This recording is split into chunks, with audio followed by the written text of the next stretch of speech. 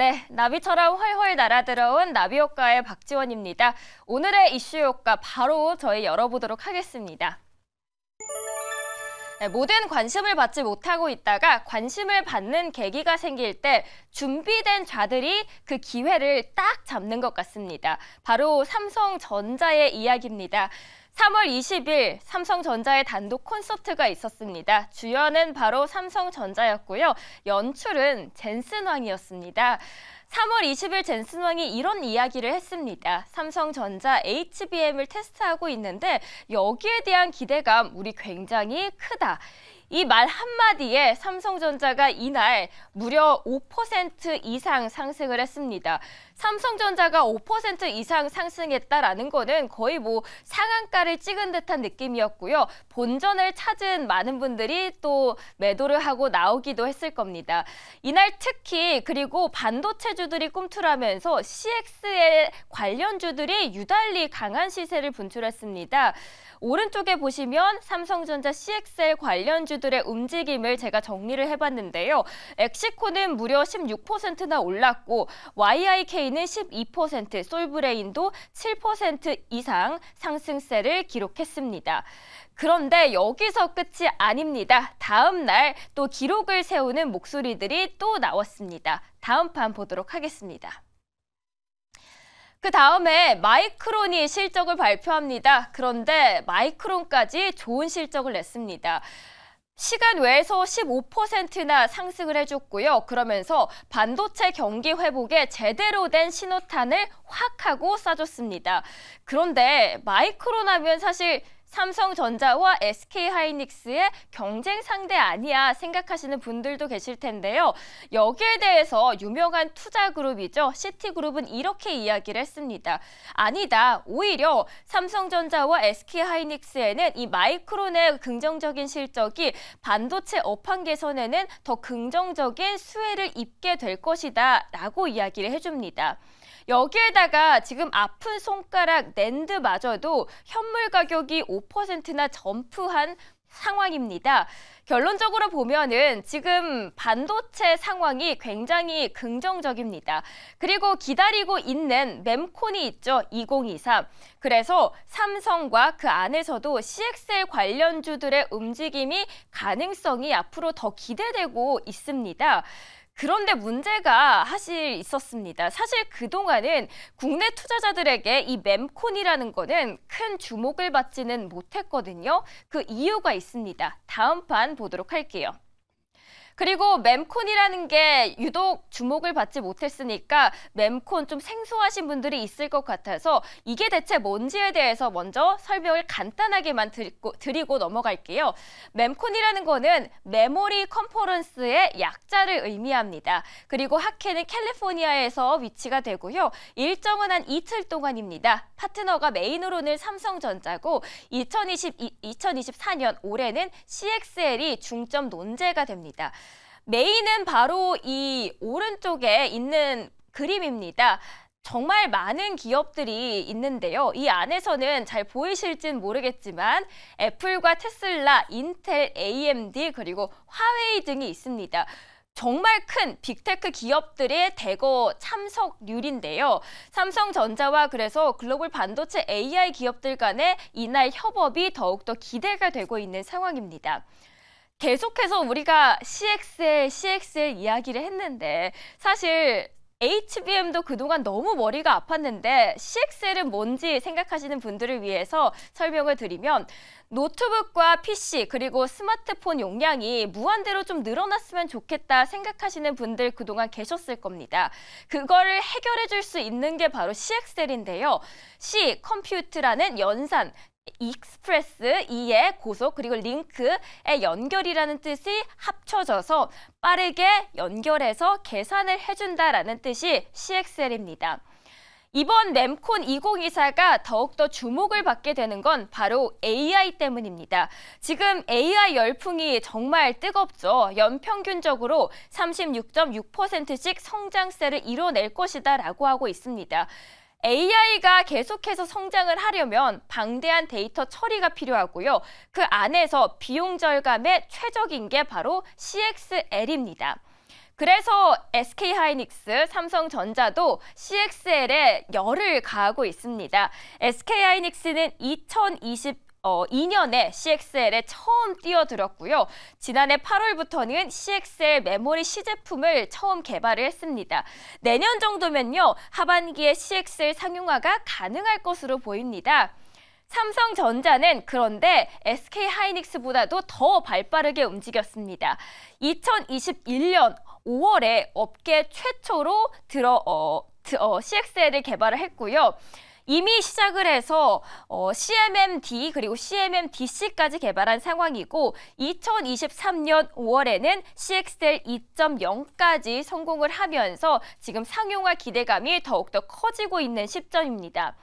삼성전자가 HBM에서 한 발짝 놓친 시장을 또 놓칠 수는 없겠죠. 그래서 더욱더 큰 격차를 벌리고 있습니다. 그 이유 다음 판에서 볼 수 있습니다. 삼성 CXL로 판 바꾸기 위해서 정말 열을 올리고 있습니다. 과거에 고 이건희 회장이요. 삼성전자 이건희 회장이 TSMC 회장 모리스 창을 이제 영입하려고 했었던 적이 있습니다. 아침 식사를 함께 하다가 그런데 그 당시에 영입을 하지 못했고 그게 참 큰 실수였던 것 같습니다. 그래서 이번에는 그 실수를 좀 만회하려고 2024년 2월에 송택상 상무를 경쟁사 전문가로 영입을 했습니다. 메모리 사업부 산하 디램의 메모리 솔루션 개발팀 조직장으로 영입을 한 거고요. 정말 SK하이닉스 마이크론처럼 메모리 반도체 업계에 굵은 잔뼈를 갖고 있는 경험들을 갖고 계신 분입니다. 특히 램버스에서 CXL 플랫폼 아키텍처 설계 등 노하우들을 많이 보유하고 있습니다. 이분이 들어온다면 CXL 안에서도 정말 전문성을 갖게 될 수밖에 없겠죠. 그래서 CXL 기대감이 더욱더 커지고 있는 반도체 업계, 올해 시장 개화 전망이 더욱더 커지고 있습니다. 인텔과 AMD에서 올해 말에 시에라 포레스트처럼 CPU를 만약에 출시를 한다면 아까 말씀드렸던 CXL 2.0을 적용할 것으로 보이고요. AMD도 마찬가지로 젠5 기반의 CPU 3분기 생산을 하면서 CXL 2.0을 적용을 할 예정입니다. 그래서 이번에 mem콘 2024도 함께 열리고 반도체 시장도 좋다라고 하면은 CXL 관련주들을 한 번쯤 우리가 이 시점에서 눈여겨보면 좋겠다라는 생각으로 제가 첫 번째로는 CXL 관련주들을 한번 쭉 정리를 해봤습니다. 그런데 나는 CXL 관련주들 보기 싫다 하시는 분들께서는 제가 다른 대안을 또 준비를 해봤습니다. 짜장면이 싫다면 짬뽕을 드실 수도 있잖아요. 여기서 게임은 끝나지 않았습니다. 아직까지 기다리는 이벤트들이 있기 때문입니다. 삼성전자 잠정 실적 발표가 4월 첫째 주입니다. 그런데 삼성전자의 예상보다 흑자폭이 더 커질 것으로 보이고요. 올해 1분기 영업이익이 5조 원보다 더 높을 것으로 기대가 되면서 2분기 이후에도 그 성장세가 더 커질 것으로 보입니다. 한마디로 말해서 삼성전자 앞으로 더 좋을 것이다라는 이야기죠. 그러다 보니까 CXL뿐만 아니라 삼성전자 반도체 관련해서 증권가에서 보는 시각이 굉장히 긍정적입니다. 우리 KB증권과 DS투자증권의 의견을 볼까요? KB증권에서는 삼성전자 우려가 기대로 전환되고 밸류업 구간에 진입을 했다라고 보고 있고요. DS투자증권에서는 삼성전자 업황 개선 구간에서 지금 돋보이는 매력이다라고 했습니다. 그런데 지금 우리가 국내에서만 볼 수는 없겠죠. 그래서 외국에서도 과연 삼성전자를 좋게 보고 있나 찾아봤습니다. 외국 증권가의 시각 JP모건을 봤는데 삼성전자의 투자 의견을 이번에 overweight라고 하면서 상향 조정했습니다. 국내에서도 그렇고 그리고 외국에서도 그렇고 지금 현재 삼성전자에 대한 전망을 꽤 긍정적으로 볼 수 있다는 걸 저희가 확인할 수 있었습니다. 삼성전자 1분기 잠정 실적도 좋고 그럼 SK하이닉스는 빠지는 거냐? 그건 아니죠. 그냥 점유율을 뺏어가는 게 아니라 시장 규모가 더 커지면서 반도체 전체적인 투심이 굉장히 좋아질 거다라는 것을 저희가 확인할 수 있는 겁니다. 다음 판 넘어가 볼까요? 자, 그렇다면 저희가 반도체 좋다, 삼성전자도 좋다. 근데 CXL은 나는 투자하기 싫어 하시는 분들을 위해서는 또 하나의 삼성전자 관련된 뉴스가 있습니다. 삼성전자가 AI 칩 마하2를 최초로 공개를 하고 반도체 세계 1위 탈환을 시도를 하고 있습니다.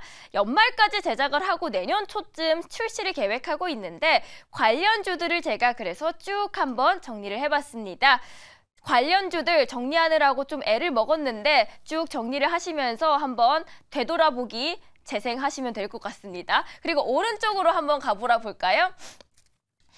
삼성전자 DS 부문의 사장은 2, 3년 내에 세계 반도체 1등을 다시 찾도록 하겠다라고 하는데 과연 이게 다시 현실화될 수 있을지는 지켜보도록 할게요.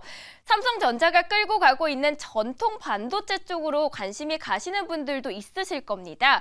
그 안에서 미국과 최근에 관련된 두 이슈거리가 있어서 정리를 해봤습니다. 미국 화웨이 반도체 협력사 블랙리스트 추가 검토 이슈가 있었고요. 두 번째로는 백악관 인텔의 200억 달러 지원 칩스법이 있었습니다. 그래서 미중 갈등 관련주들이 나왔을 때는 이러한 관련주들을 한 번쯤 눈여겨보시면 좋을 것 같고요. 그리고 이번에 백악관 인텔의 200억 달러 지원했던 이슈와 관련된 이야기를 보실 분들을 위해서는 인텔을 고객사로 둔 한국의 관련주들을 한번 아래 초록색으로 정리를 해봤습니다. 자, 어느 이슈에 시장이 초점을 둘지는 저희가 아직까지는 모르겠지만 결국은 반도체 안에서 돌고 돌 것 같습니다. 그래서 제가 뷔페처럼 다양한 분야 안에서 어디를 집중할지 한번 여러 개를 준비를 해드렸는데요. 이 안에서 저희가 어디를 보면 좋을지는 매니저님들과 MC님들 그리고 혜리님 통해서 저희가 알아보도록 하겠습니다. 수고하셨습니다. 깔끔하다. 할 게 없어요. 설명을 다 해주셔갖고 사실 말할 게 없어요. 네. 이제 저 관련주들 중에 뭐가 제일 좋은지 이제 설명해 주셔야 되잖아요. 오늘 특히나 좀 큰일 났습니다. 왜요? 아니, 너무 다 나와 있어가지고 다 나왔어요. 네. 오늘은 약간 반복된 내용을 말해야 될 것 같아요. 매니저님, 네. CXL만큼은 이번에 그래도 삼성전자가 선점을 해서 빠르게 잡을 수 있을까요? 저는 믿고 있습니다. 뭐 팩트가 너무 많이 나왔기 때문에 저는 개인적인 생각인데 사실 개인적으로 당연히 우리나라 삼성전자가 다시 1위를 탈환하면 너무 좋겠죠. 네. 그중에 이제 CXL이 그 1위를 탈환하는 데 힘이 될 수 있을 거라고 생각을 하고 있는데 너무 말했으면 다 해주셔가지고 다시 한번 얘기해 주세요. 네, 일단은 네. 그 CXL 관련해서 내용이 계속 나오고 있잖아요. 지난번에 이제 엔비디아 GTC에서도 CXL에 대한 내용들이 좀 흘러나왔었고 그러다 보니까 또 mem콜에 대해서 기대감이 더 높아지는 건 사실이거든요. 앞서 말씀해 주신 것처럼 예전엔 관심이 그렇게 없던 컨퍼런스였는데 이번에는 좀 기대감이 많이 높아진 상황인 것 같고 삼성전자가 사실 자존심을 굽히고 이제 HBM 우리가 늦었다. 반성을 한 상태인데 그렇다면 이거를 역전하기 위해서 다시 시장 점유율을 차지하기 위해서 지금 가장 사활을 걸고 있는 게 CXL인 건 맞고요.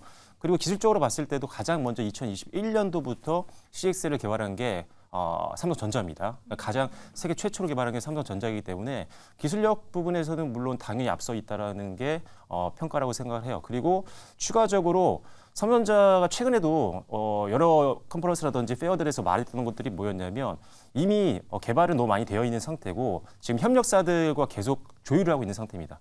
테스트를 계속 하고 있는 상태이기 때문에 지금 거의 가시화될 시점이 멀지 않았다라고 직접 언급을 한 상태예요. 그래서 올해 아무래도 인텔이라든지 아까 말씀해 주셨던 AMD라든지 CX 2.0을 적용한 제품들이 이제 출시가 됩니다. 본격적으로 출시가 되기 시작하면 본격 이제 개발하는 거죠, 이 시장이. 주식은 항상 재료가 선반영되기 때문에 그런 것들을 감안하면 이제 CX에 관련된 종목들도 같이 좀 움직일 수 있다고 봅니다. 그리고 삼성전자가 분명히 1등을 할 겁니다. 와. 매니저님께서는 삼성전자 믿고 간다라고 하셨습니다. 네. 황봉님께서는 저는 다른 시각을 갖고 계신 걸로 알고 있거든요. CXL 조금 상용화 되는데 오래 걸릴 것 같다라는 시각이시죠? 이거 분장실에서 한 얘기를 여기서 이렇게 해버리시는군요. 네.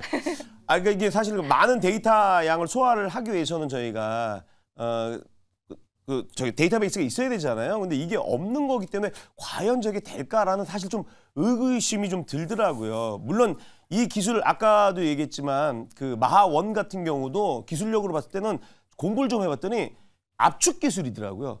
모든 데이터를 압축을 해서 전송을 시킨 다음에 이걸 압축 데이터를 풀어서 하면 된다라는 얘기를 하고 있거든요. 근데 아직까지 그게 과연 시연이 제대로 될까라는 의구심이 계속 생기기 때문에 지금 이제 개화지만 뭐든지 저희가 보잖아요. 개화 시기 때 좀 지켜보는 게 좋을 것 같다는 생각이 드는 거예요. 그러니까 너무 좋은 시선으로 보는 것도 좋지만 삼성전자가 이번에 주주총회에서도 얘기했듯이 이제 좀 변화의 모습을 보이기 때문에 말은 했어요. 그럼 그걸 지키냐 안 지키냐를 봐야 되잖아요. 그래서 조금 저는 좀 보수적인 관점으로 좀 지켜봐야 되지 않을까 하는 생각을 가지고 있습니다. 혜리님, 네. 이쯤에서 삼성전자 끌리십니까? 안 끌리십니까? 굉장히 끌려요. 저는 이 중간에 앉아서 그런지 아무튼 이 양측의 주장이 딱 중간인데요. 저는 CXL 전 정말 필요하다고 생각하거든요. 왜냐하면 저도 핸드폰이나 뭐 이런 거 쓸 때 용량이 너무 부족하고 좀 무한대로 늘어났으면 좋겠다. 정말 저장 공간 부족 이런 거 뜨면은 스트레스 받잖아요. 네, 그래서 이게 저는 될 것 같아요. 이게 빨리 되느냐 늦게 되느냐지만 어쨌든 된다. 삼성전자는 사야 된다. 그랬으면 좋겠다. 이런 생각입니다. 혜리님께서는 삼성전자를 사야 된다라고 이야기를 하셨습니다. 삼성전자가 20일 날 5% 이상 뛴 날 사실 많은 개인들은 파셨어요. 아, 드디어 본전을 찾았다라는 이런 심리였거든요. 근데 저 또한 거의 이제 본전에 가까워졌었어요. 그래서 이거 조금만 올라가면 되겠다 싶었거든요. 이런 분들의 심리를 반영을 했을 때 이 삼성전자 어떻게 좀 투자 전략을 가져가면 좋을까요? 일단은 잠시 CXL에서 다시 말씀드리고 싶은 게 뭐냐면 이걸 사실 CXL이 지금 시점이 언제일지 몰라요. 저도 사실. 근데 보너스 개념이라고 생각하시는 게 좋을 것 같습니다. 왜냐면 이게 되면 좋은 거예요. 지금 문제는 뭐냐면 삼성전자의 전체적인 사업부를 보면 뭐 휴대폰도 있고 가전제품도 있고 반도체도 있는데 뭐 휴대폰 사업부라든지 가전제품은 뭐 항상 오히려 반도체가 안 좋았을 때 좀 메꿔주는 역할을 해줬어요. 방어적인 역할을 해줬고 문제는 이제 반도체인데 레거시 쪽이 원래 안 좋았잖아요. 아까 보니까 낸드에 대해서도 언급을 해주셨는데 디램이 먼저 가격이 돌아오기 시작했고 낸드가 가장 아픈 손가락이었는데 이게 다시 올라오면서 적자를 만드는 가장 큰 지금 리스크 요인들이 지금 해소가 되고 있는 상태입니다. 그러니까 실적은 당연히 좋아질 수밖에 없고 거기에 HBM이 본격적으로 양산되면 당연히 더 갈 수 있는 거죠. 그러니까 지금은 과거에 있었던 리스크가 다 사라지고 있는 과정이기 때문에 CXL이라든지 그 이외에도 기술들이 보면 PIM이라든지 여러 가지 삼성이 지금 추진하고 있는 새로운 신기술들이 있는데 이런 것들이 이제 보너스 개념이라고 생각하셔도 좋을 것 같습니다. 그리고 8만 원 넘게 사신 것 같은데 매수 가격이 자 지금 많은 분들이 그렇습니다. 다 10만 원 넘을 줄 알았거든요 옛날에. 근데 지금 기존에도 한번 10만 원 가까이 갔다가 내려온 다음에 8만 원대에서 한번 내려왔었고 이게 반복이 됐어요. 그러니까 사람들이 이제 학습을 한 거죠. 8만 원 정도 오면 또 기술적으로 차익 매물 나오면서 밀릴 수도 있겠구나. 일단 팔고 눌림을 또 공략하자.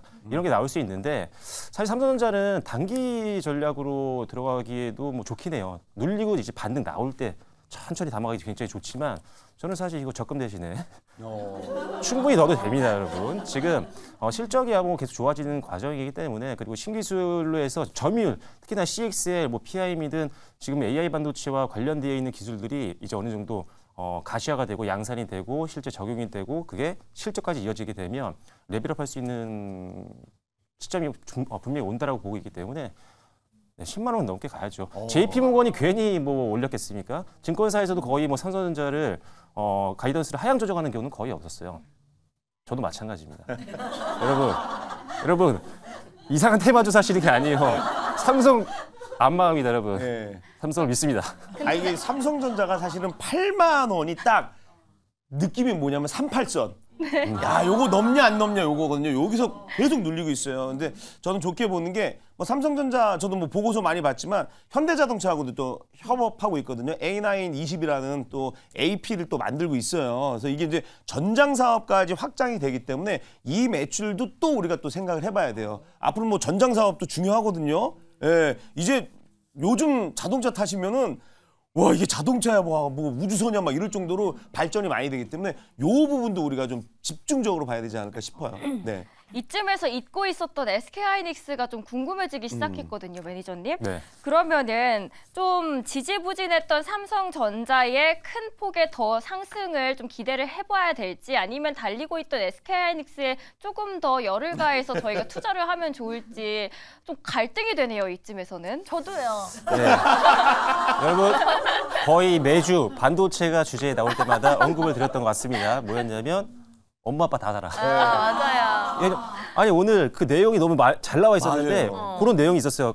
아까 우측 하단에 이런 내용이 있었던 것 같아요. 뭐 이게 지금 시장을 서로 뺏는 게 아니라 시장이 그만큼 지금 앞에서 전방 산업이 커지고 있습니다. 맞아요. 그래서 같이 나눠서 돈을 더 버는 구조로 가고 있는 거기 때문에 뭐 크게 걱정을 안 하셔도 될 것 같아요. 물론 HBM 쪽에서는 아직 SK가 독점적입니다. 그래서 올해 이 HBM 시장에서는 여전히 가장 많은 부가가치를 창출할 회사이지만 이제 HBM도 이제 3E로 가면서부터 삼성전자가 조금씩 이제 양산을 본격화하기 시작하면은 여기도 좋고 여기도 좋고 네 서로 좋습니다.